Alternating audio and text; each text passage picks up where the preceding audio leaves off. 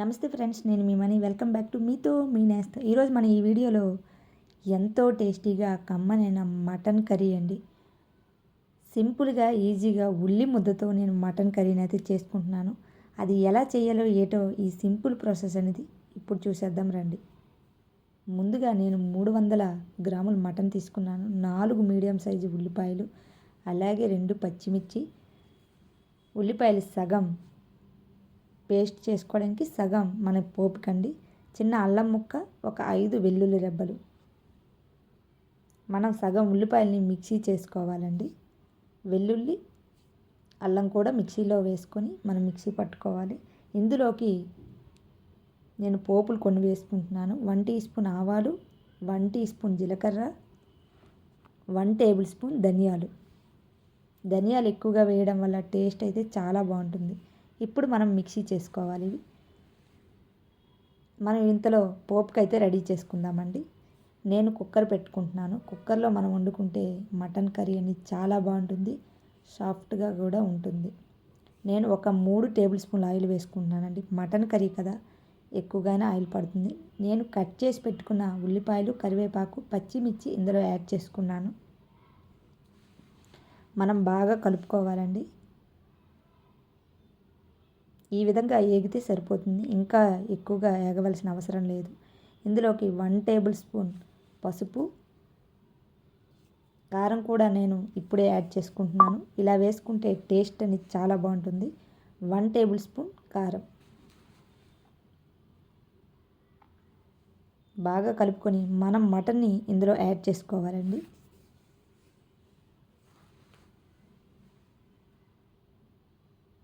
బాగా కలుపుకొని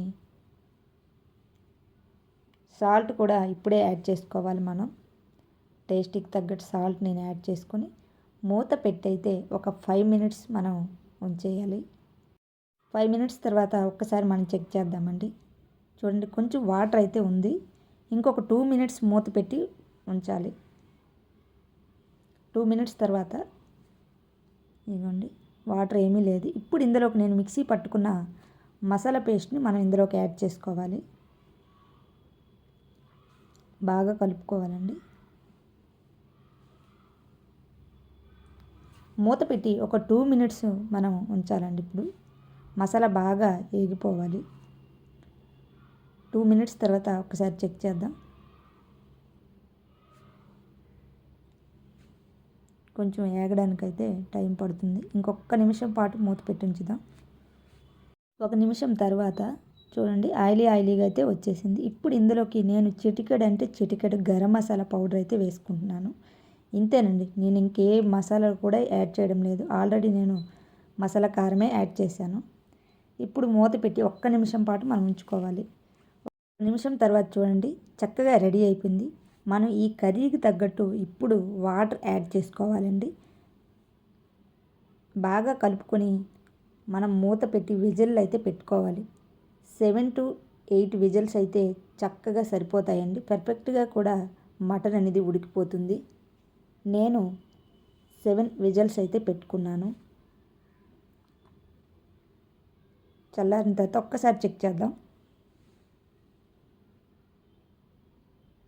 చూడండి, చక్కగా మటన్ అయితే ఉడికింది, కానీ వాటర్ కొంచెం ఎక్కువగా ఉందండి.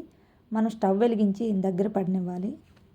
ఇందులోకి ఇప్పుడు మనం కొత్తిమీర యాడ్ చేసుకోవాలి. కొంచెం దగ్గర పడ్డాక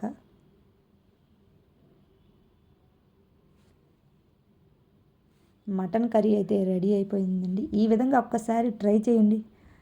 టేస్ట్ అయితే చాలా చాలా బాగుంటుందండి. ఈ వీడియో మీకు నచ్చితే లైక్ చేయండి, షేర్ చేయండి. ఈ వీడియో ఎలా ఉంది ఏంటంటే కామెంట్ సెక్షన్లో కామెంట్ రాయండి.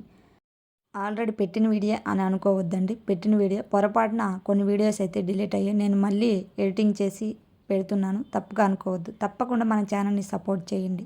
Thank you for watching.